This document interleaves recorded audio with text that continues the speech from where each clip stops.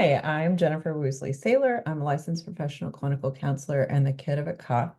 And this is the podcast When the Call Hits Home.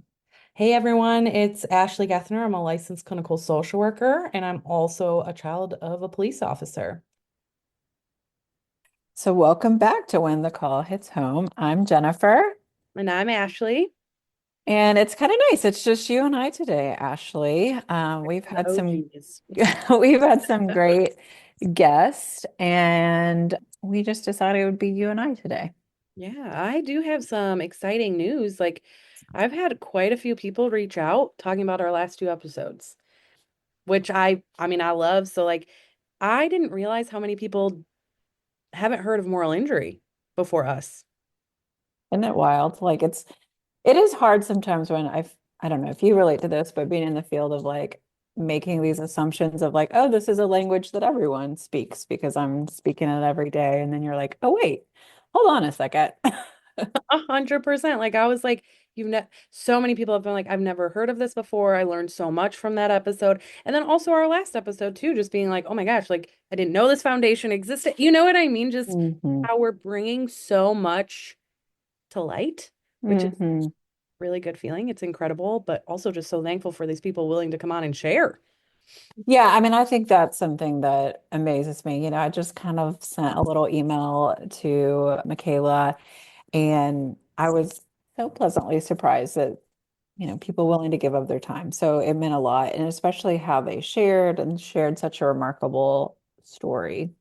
Yeah, absolutely. And their story was about firefighters. And one thing that you and I have been talking a lot about is this notion of the fires that have recently happened and Hmm. everything that all these firefighters are going through in Los Angeles. And I mean, wildfires everywhere, right? Like it's a super Right. stressful time. And I think it's a good time for you to share your story about something that you heard and you learned. I think our audience needs to kind of hear it. Well, I appreciate that little softball like toss to me. So I was listening to a podcast, and that's why we're here because I listen to podcasts. And they were just offering like different ways to help out with people who sadly like lost their home.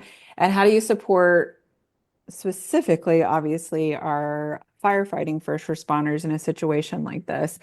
And they had shared that they kind of did some research, and a lot of people were bringing the firehouses, bottles of water, snacks, different things like that. And so the person doing the podcast has some ties to the military and knew kind of what military members often like to get in their care packages, and kind of followed suit and ended up bringing the first responders, the firefighters, bringing them Monster energy drinks and different things like that. And she kind of had a nice laugh because she was like, I opened my trunk and they first see the water, bottles of water, and they're like, oh, thank you for bringing these. Oh, And great. then she was like, oh, I also have some cases of Monster Energy. And she was like, they were like kids on Christmas morning, like, yes, like we'll take those. I love this flavor. And so recognizing, people really mean well when they're, you know, doing a good deed, like supplying people that are in their communities as first responders with helpful things like water, but sometimes also kind of meeting anybody, but in our case, we're talking about first responders on what their real needs are. And it just was a little nugget that I was listening to, and I was like, oh my gosh, I want to talk to Ashley about this. And you were brave enough to push record and let me tell that story. There's no judgment about people drinking energy drinks Correct. by anything like that. But I think just this reality of like, I think our first responders are fueled by caffeinated beverages. When you have long shifts, and again when you're responding to a crisis that's not being wrapped up by the end of your shift. And Ashley, I don't know, you can speak to obviously your research on first responders responding to civil unrest, right? Yeah. Yeah. Yeah, How it impacted them.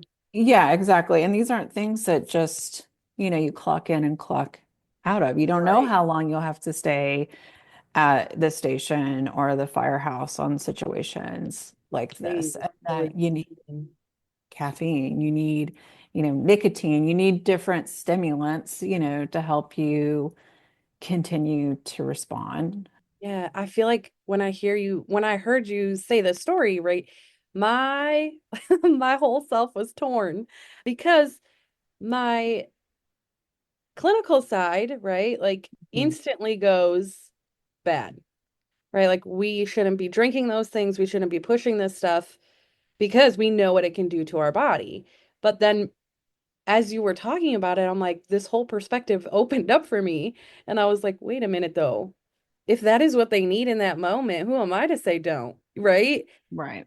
But I think this generates a great conversation because when you and I clinically teach people about what it's like to be a first responder and the biology of the brain and what happens to us in high stress situations, what I know I focus in on a lot is this notion of when our amygdala signals and we go into fight or flight and we're in a high stress situation, everything else shuts down, right? So that we can confront whatever's going on.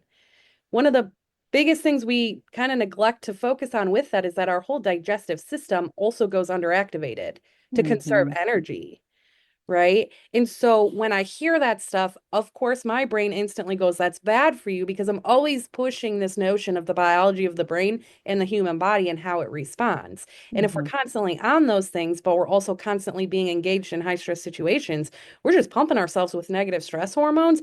And then these horrible things that are in these drinks, right, or these products as well. So I think that's where I'm very torn on this now because all of a sudden my life is like that is what I've lived by and died by as a clinician. But my brain now is like, well, how true though? Like, do we stop to ask them, what do you really need? And in those moments, if that's what keeps them going and keeps them one alive, two Hmm. saving other people, like I mean, it's a fair thing. I don't want Right. to be the first one to take it away because I know all my first responders love Monster. Right. Right. Well, and I appreciate you like that perspective because similar, right? Like it's the, oh, having that much caffeine, and if we're talking about you're feeling anxious, that's just giving gas to that fire in terms of anxiety and your nervousness and your nervous system in terms of again the biology and what you're speaking of. And yet, what are you asking your body to do when you're responding to these things? And when you're on a long shift, having to stay awake.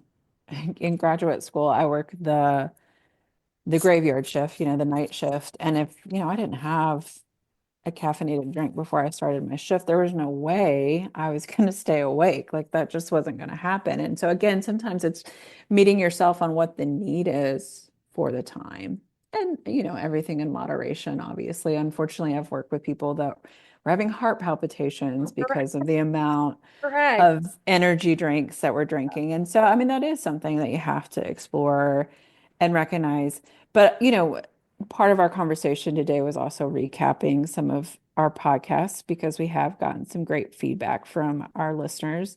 Thank you again, listeners. But I remember, Catherine kind of mentioning like this idea of like admitting that you're human as a first responder. I don't know if you remember her kind of mentioning that. And I think there's a little bit of that here too, of like, I'm not going to be able to fight whatever I need to fight with just H2O. Like that's just not, like Yeah. we have to have something. And I see that sometimes, I meet with my clients and we'll meet virtually and I'll see them kind of push their self off screen a little bit when I know that they're obviously vaping.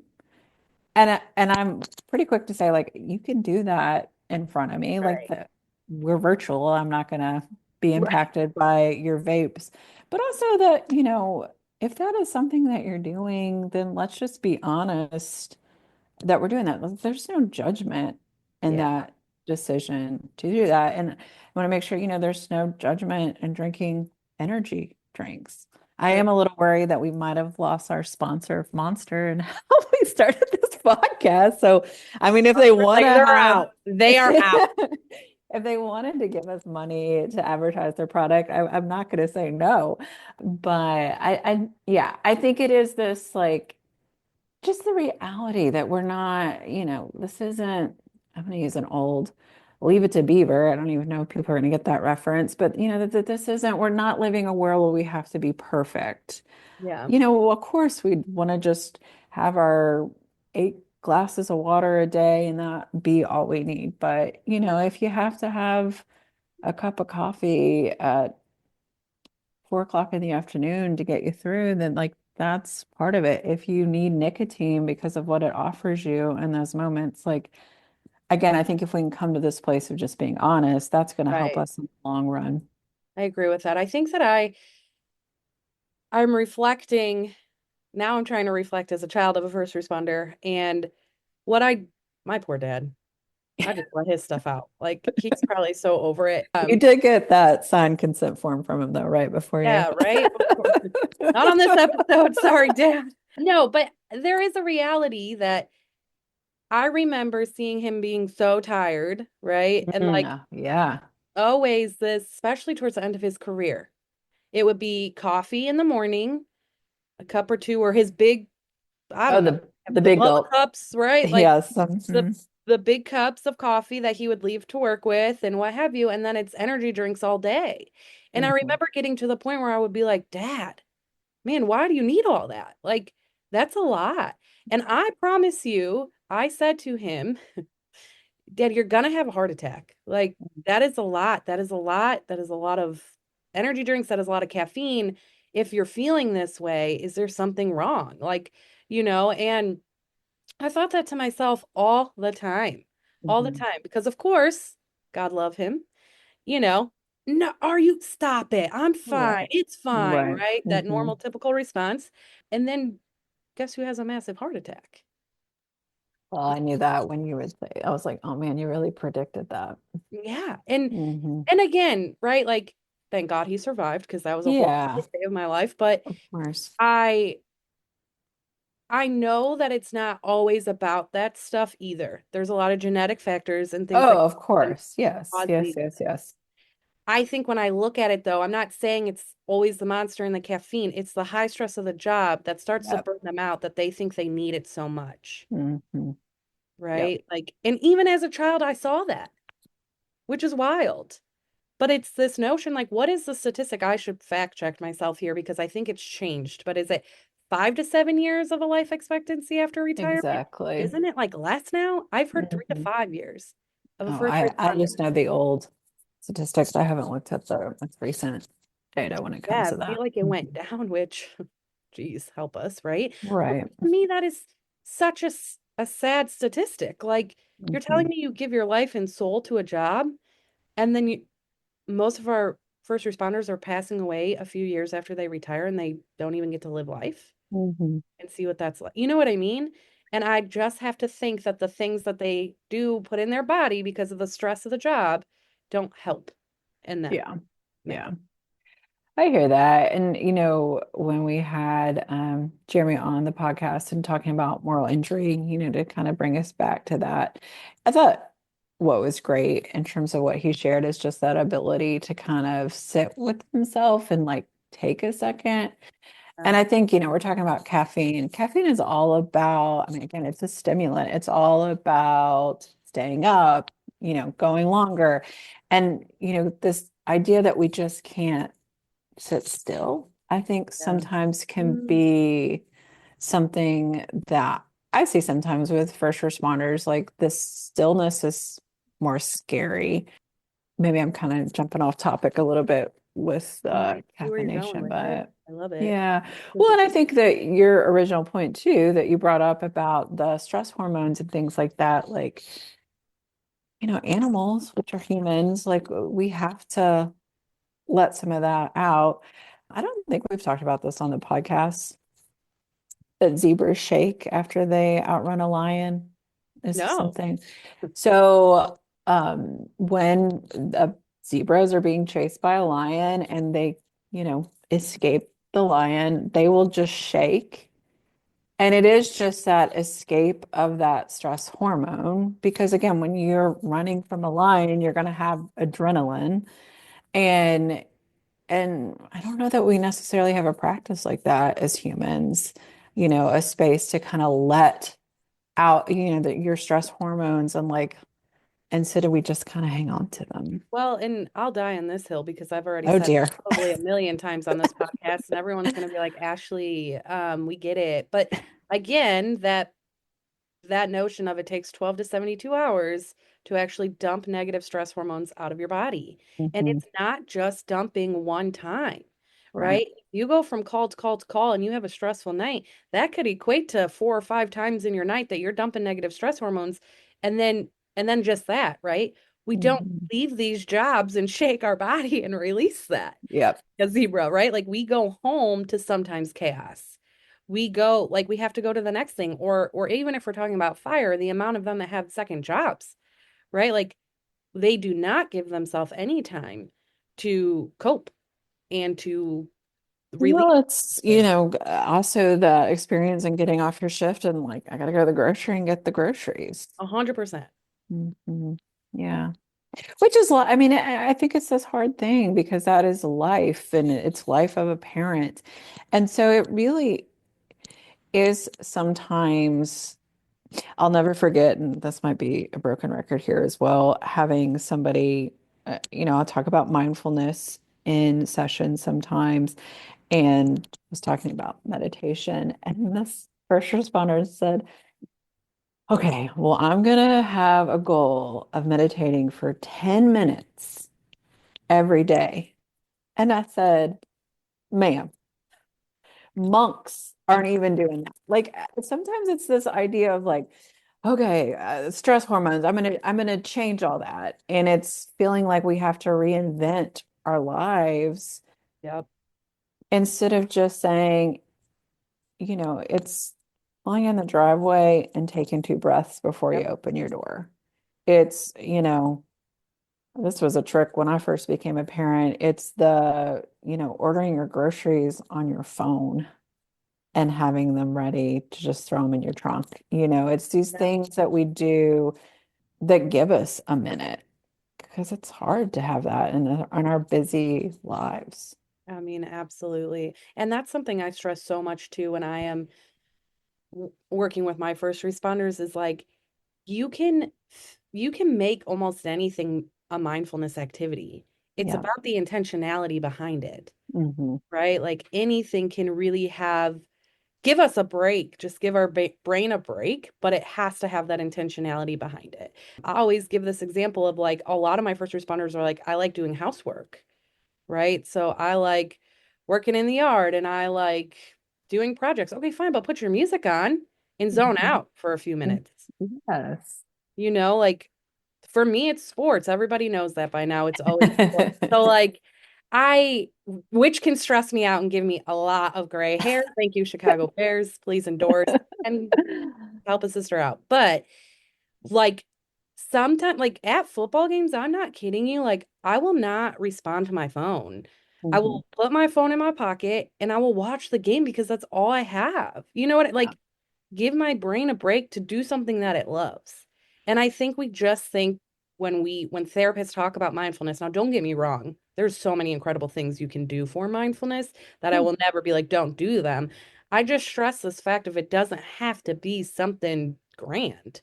Yeah. Like just pick it and be intentional about it and give your brain 5 minutes or 3 minutes, I don't care, to decompress. Like, And I think that again, it's just that we think that things have to look like they do on Instagram. It's the person in the yoga pose and yes. the perfect position and the perfect cute outfit, or the dad that spends, the entire spring break camping with his kids, and it's this place of like we're always falling short and recognizing like, no, these things are just small things in our day to day. Yeah. This is a silly metaphor, but I think it's true.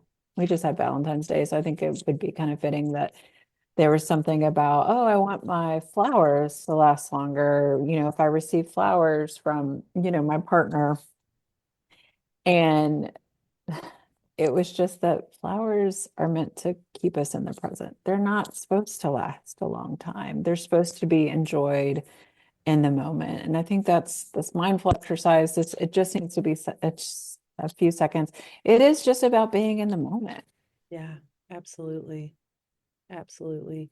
I mean, I don't know if you've ever I I just feel like I like how we're conversing about this because I think that if a first responder listens, hopefully they start to get this idea of like, hey, okay, it doesn't actually have to be that big of a deal. Because I don't know how many times I go to talk about being a little more mindful in their day, and a first responder will be like, Ashlee, I am not into hippy dippy shit enough, and I'm like, Mhm. ugh, that's not even what I'm trying to do right now. Like, give me a second to explain it. Very quick to shut it off. But at the end of the day, it's like, how much change we can make positively if we incorporate just giving ourselves a break, Mhm.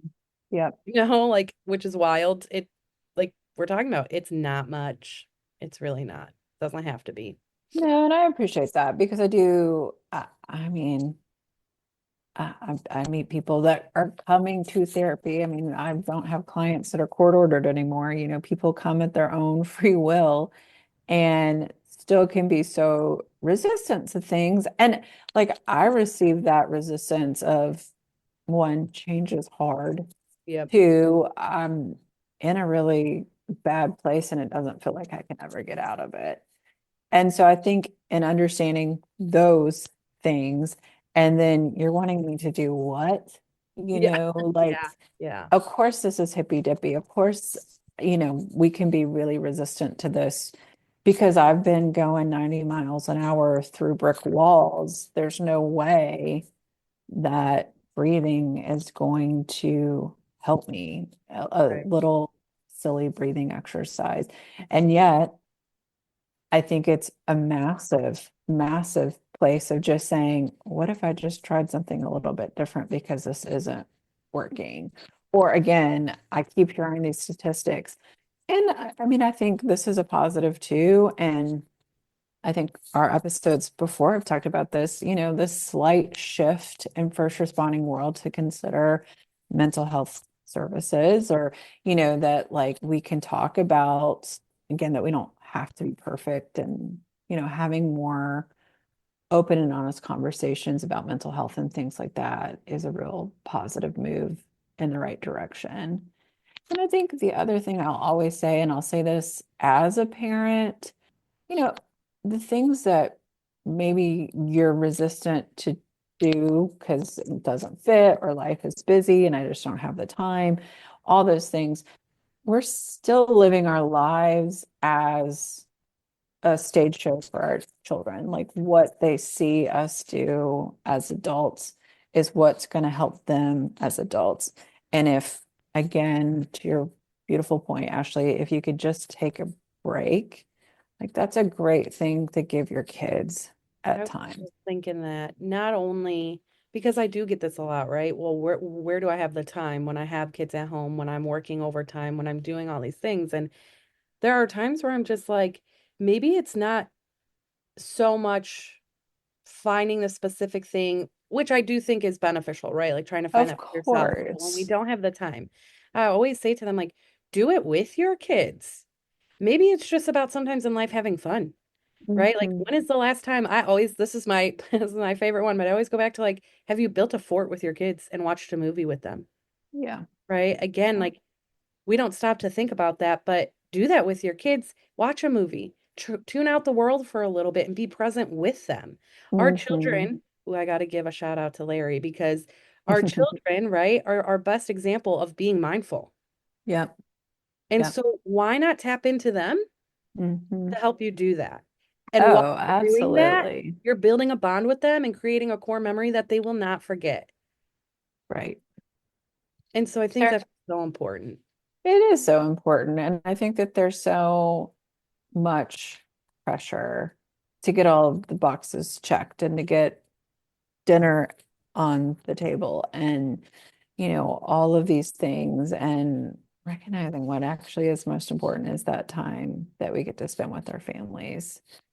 This is an older book now. Actually, I don't know if you're familiar with it, and I'm not going to remember the title, but it was a hospice nurse who wrote her experience to show, that was her career is to be with patients that were dying.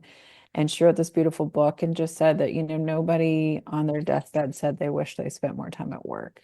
Nobody on their deathbed said, if only my house was cleaner. Nobody on their deathbed said, if only I'd done more, little league baseball or, it is, if only I got to spend more time with my family, my friends. And those are real mindful acts.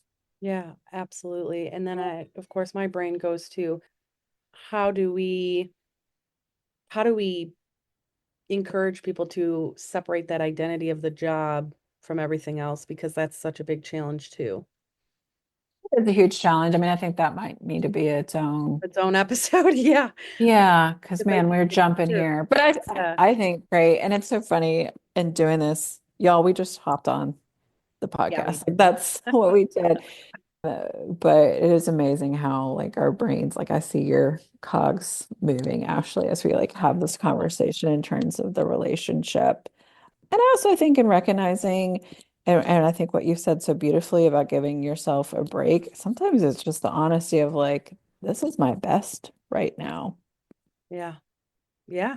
Absolutely. Yeah. I kind of going back to that acceptance piece of where you're at, right? That's true. Yeah. But it's so hard to do that. I think especially in these careers when you're always trying to make progress in some sort of way to feel like you're bettering yourself. Yeah. Yeah. I think though the most, this is pretty raw, but I think sometimes the most bettering of yourself is just being able to meet yourself where you're at and then go from there. Yes. And I think this was a moral injury conversation too, of just about shame. And what this podcast is not about is shaming anybody for drinking monster drinks or shaming anybody because they're worn out when they get home. And it's hard to build a fort because I'm tapped out. Like this Yes. is not shame. This is just having honest conversations about this, that to say you're not alone. Like you're not alone in those experiences at all.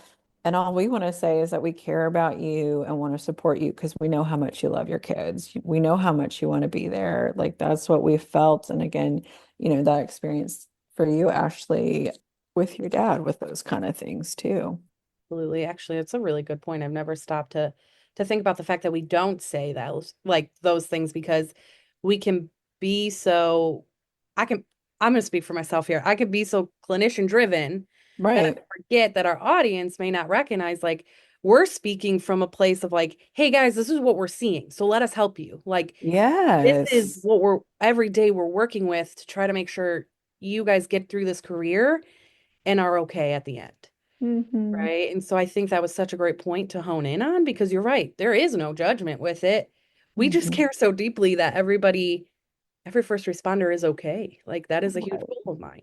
Right. No, it is yours too. And so that was a really good point to let them know, like, hey, no, we're just coming from a place of like, this is as clinicians, as what we do every single day. This is what we're seeing. Mm-hmm. That's a Yeah. big deal for sure. I just, oh, sorry, I'm like, and then remember this episode. Oh, I love the Oh, recaps though. well, I just loved what, and of course, I'm embarrassed. I'm not going to remember his name. It was the 2-for-1 deal we had with the first responder Olympics. Oh, yes, Chris.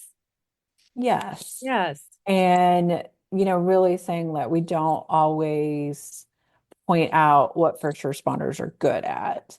And I Yeah. do think that, part of resiliency, which is this beautiful thing, is to say, like, hey, what are our strengths? Let's play to that as well. And Yeah. so I just want to, I don't know Like, why I got to throw that in there, but I just think it's true. Like, it's so funny. No, because what it's are true. what are our strengths? What are some things that we're good at? So maybe we're not great at slowing down, but we are really great at, you know, compartmentalizing or knocking these things out. And okay, well, let's definitely celebrate that while we're still working on the things that maybe don't come as natural. Yeah, that's true. That's so fair. That 100%. Although, look at me, I'm going to push back a little bit here because I feel like we could also have a whole episode on this notion of first responders and their compartmentalization versus process. Do you think that I just picked that word out I of the know. blue, or maybe I was pretty intentional? Never, never. Maybe And we should leave that's, our listeners on a cliffhanger. Like, how many times do you actually say that in your life? If someone asks you, how did you cope, or how do you get through these events? And you say that word, because I promise you, every single one of them do it. Every single one of them. well, I think there's also this notion that we compartmentalize and that it's again just this little clean box that we just set aside instead of recognizing it's really just shoving the massive Christmas tree with the ornament still on it in the storage closet. It's just all going to dump out on Yeah, top of us. I really So love that. yeah.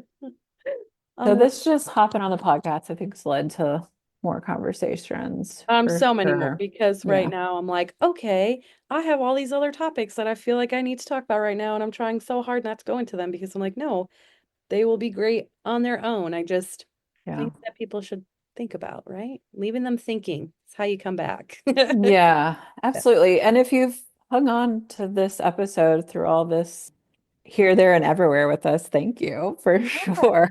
This was just like Absolutely. let's hop on and talk some things out. And again, what I hope, and I know Ashley, you do the same, that you guys just feel seen and feel supported when you listen, because that's all we really want to offer anybody. And just honestly be insightful. Think Hmm. about it to you, to your life. Do you want to change it? Do you not? It's not our place, but it's just Right. something to reflect on. And I think that's super powerful. So, regardless, right? Like we had a notion in our head today and we were like, we're running with it because Mhm. although it is an awkward, different topic of energy drinks and nicotine and things like that, it's very dang true in first responder world. And it's something that does need to be talked about. So I appreciate you sharing that story and letting us go on this because it is huge. Nutrition and the things we put into our bodies are a huge factor into what happens. So can't Yeah, absolutely. Kind of how you started off in terms of we've had so many people reach out about the last episodes and be so supportive. That's just so welcome. Please continue to let us know your thoughts. I mean, maybe word them in kind ways, but you know. whatever. Hit us with it. Right, Right. we're gonna get all these messages. Just I know. no. But also, I think it's safe to say too, like if you're interested, if you're a child of a first responder, if you're a first responder yourself, if you're hearing these things and you're like, you know what, I kind of want to speak up about it, like Yeah. hit us up. This is what this is for. Come on the show. Like, we'd love to have Yes. anybody on, so get on here. Let's do it. Let's do it Yeah. together and let's keep making change. That's how we create change, right? Is working together. Oh, yes, absolutely. Yeah, awesome. All right. Well, we do have some really big things coming your way. We do have some more guests, of course, coming your guys' way as well. But overall, we're just thankful. We're thankful that we had 11,000 followers on social media as well. But kind of leaving you with the same old, right? And that's when the call hits home, just always know that Jennifer and I are here for you. So thank you all. Thank you guys. Have a good one. Bye.